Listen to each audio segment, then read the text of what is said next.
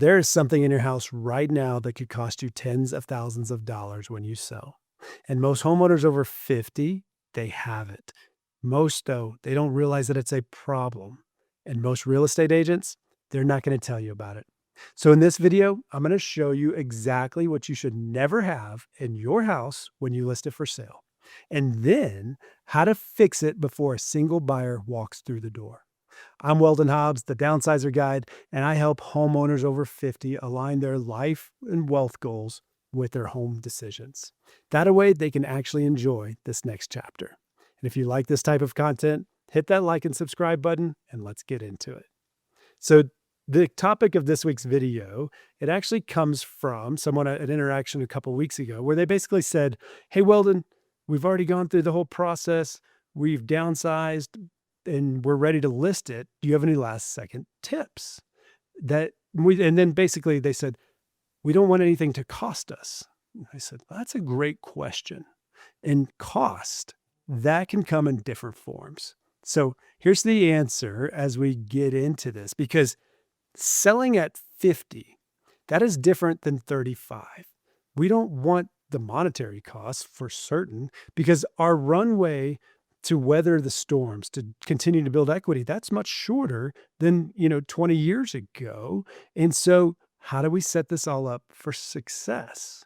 Because this house, it's actually holding two things at once. You have the emotions of it all and the memories, and then two, it actually holds the net worth that you may need to live in this next chapter the way you want to. And most of the mistakes that I'm about to walk you through, they're not about staging. They're actually about what happens when you treat the house like a checklist instead of a decision, a purposeful decision. So I'll explain what I mean here in just a minute, but let's get into the 7 things that you never want in your house when you're selling after 50. And I'm going to save the one that almost no one ever talks about until the very last one, because that's the one that can quietly cost you the most. So point number 1, medications sitting out in the open. This is the one that every seller underestimates. When your house goes on the market, strangers, they walk through it. It's a known fact. Some at open houses, some at private showings, and you're not the one that's standing there in the bathroom watching the medicine cabinet. And the uncomfortable truth here is that people who tour homes, there are some out there that are not there to buy them, but they're actually there to see what's in the cabinets. That could be prescription medications, especially the addictive ones, and that makes you a target. It happens more than anyone wants to admit. So before your first showing, take every prescription out of the bathroom and off the nightstand, lock it up, move it out of the house completely if you can. And for the over 50 crowd, this hits harder because a lot of us, you're managing more prescriptions than we were 20 years ago. So it's not one bottle in a drawer. It might actually be a whole shelf. Box it up, take it to a family member's house if you have to. This is about protecting yourself, not staging a room. Point number 2. So valuables and anything easy to grab. So that could be jewelry, watches, cash, small electronics, the good stuff in a drawer that you have all stuffed away there. When your home gets listed, you have to assume that the wrong people are paying attention, and not just at the open house. Because here's what a lot of sellers, what they miss, it's that your listing photos, people zoom in on those looking for where the valuables live. That beautiful staged dresser, somebody's studying it. So before the photographer ever shows up, the valuables, they should already be gone in a safe deposit box at your kid's place, somewhere off site. And I'm going to be truthful with you because I always am. This stuff, it's a pain. Boxing up the jewelry, hauling the valuables off, none of it's fun. But that's exactly why you keep your eyes on the vision, why you are selling this home, right? Because we always go through life goal first, then optimize it for wealth, then focus on the real estate, because this stuff is hard. Those decisions that you made already, that you make those because you have that foresight. You know what you're going after, and that's what's going to push you through the frustrating parts, the tedious parts, the days that you don't want to feel like dealing with any of it. And that's what's going to get you through it. Point 3, this is pet evidence that you have started to ignore over time. You can be nose blind to it as well, meaning you don't smell the same smells that you used to.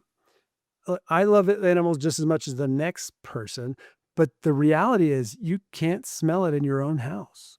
You've lived in it for too long, and your nose is adjusted to it for years that have gone by. So a buyer walks in off the street with a fresh nose, within 4 seconds, they formed an opinion. And that pet odor is one of the fastest ways to turn that opinion in a negative direction, especially for the allergy folks and the people who just aren't animal people. And masking it, it just plain doesn't work.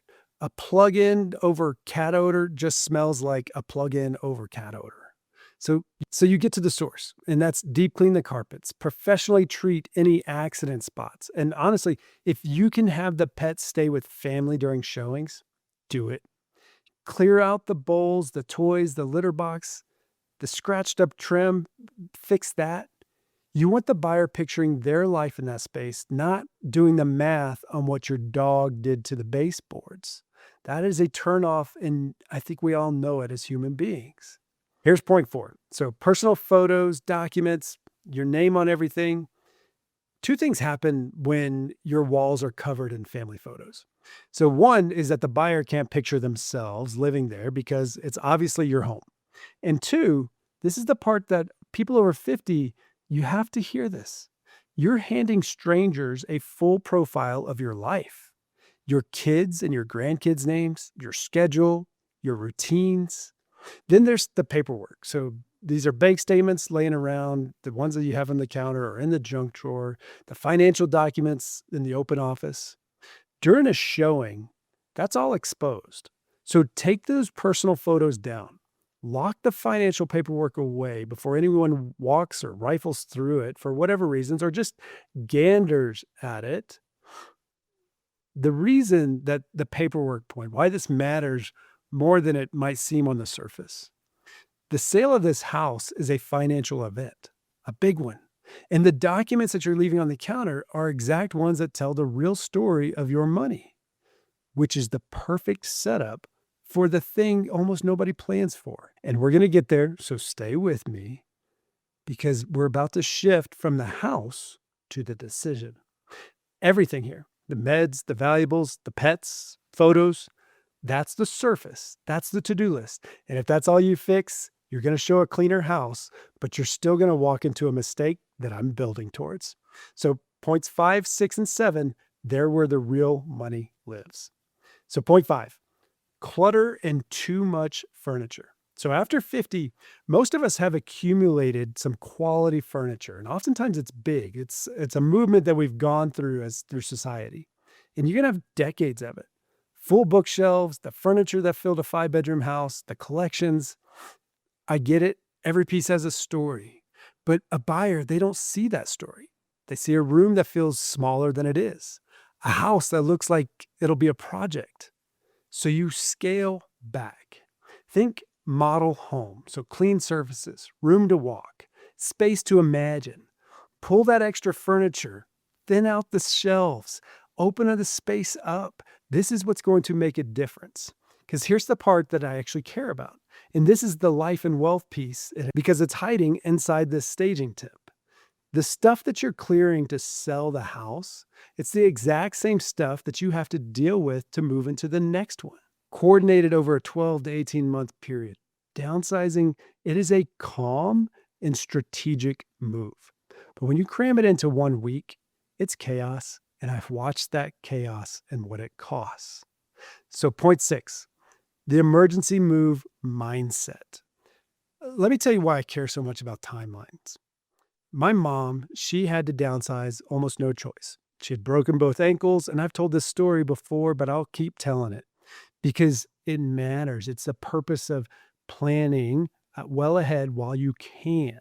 We're talking about over 100 bags to Goodwill, to the trash, the dumpster, to finding places for things that she had forgotten about. And it was tough. It was a lot of mental decisions, mental fatigue that happened in a very short amount of time. And It was under pressure. And I know we made mistakes, but if you have time on your side, you can avoid those mistakes. And the lesson that stuck with me that we usually don't talk about is nobody actually plans to downsize. They wait until something forces it. So that could be a fall, a spouse passing, money getting tight. And when you move in crisis, you leave money on the table every single time. You take the first offer that's provided for your house. You dump the belongings that you could have sold. You skip the tax planning. You make the biggest financial move of your retirement life while you're overwhelmed. That is not the life that you signed up for. The single best thing that you can do when selling after 50, it's to start before you're forced to. That's the whole ball game. When you've got 12 to 18 months on your side, you sell for more, you have more clarity, you move more purposefully, you're calmer, and you actually get to plan the money that you have in your account, the assets that you have to work for you. And this is going to bring me to the last point. So point 7, and this is the one, again, nobody talks about. The thing that you should never have in your house when you sell after 50, it's an unplanned tax bill. And here's what I mean. You've owned this home a long time. It has probably gone way up in value. And when you sell, the government does not ignore that gain. Now, here's the rule that protects a lot of it. If you've owned a home and you've lived in it for 2 out of the last 5 years, a married couple, they can have up to $500,000 in capital gains, and a single person up to $250,000. That's the primary residence exclusion, and it's huge. It's a big benefit. But if you've been in that house for 30, 40 years, your gain can blow right past those numbers. And the piece that catches people over 65 completely off guard, it's Medicare. Because a big taxable gain, that can spike your income for 1 year. And that spike, it could actually raise your Medicare premiums 2 years later through something called IRMA. And we're talking potentially thousands more in premiums, all triggered by one uncoordinated sale. Now, I'm not a CPA. I'm not going to sit here and tell you the exact move for your situation because it depends on all your numbers. What I will tell you, though, is that this is a wealth conversation that has to happen before you list, not after you've signed. And this is where you loop in a CPA and a financial planner while you still have options. Because once the house sells, the tax year is what it is. So that's the sequence. And it's the whole point of this channel. Life first. What do you actually want in this next chapter? What do you want it to look like? Wealth second. How do we protect the money and plan for the taxes? Make sure that the cash flow is right for this next chapter. And then we focus on the real estate, then and only then, because that strategy should complement the other two. Do it in that order, and this becomes the smoothest, most profitable move of your life. But if you do it backwards, house first, you're going to panic later, and you're going to pay for it. So here's your next step. Before you call an agent, before you stage a single room, sit down and ask the questions in the right order. What do I want my life to look like in this next chapter, in this next move? What does this sale do to my taxes, my Medicare? How do I optimize the other variables, financial variables in my life? What is the right sequence there? And then what does the real estate need to do to make both of those work? When you get those three lined up, you're not going to be the person selling in panic or leaving money on the table because, again, you've planned with purpose. You've got a big transition coming up and you think you might need some help? Let's talk. Book a free call, go to the link in the caption below, and I'm happy to talk with you through the decisions that you are facing and how we can sequence those and get an actual plan together so you can move forward with confidence. It's a person-to-person discussion. It's what I do every day, and I love it. The call, it's free, no obligation. I'm Weldon Hobbs, and when we're making big decisions, we start with your life goal. We optimize it for wealth, and then we focus on the real estate. Remember, good decisions, they start with good information, and I'll see you in the next one.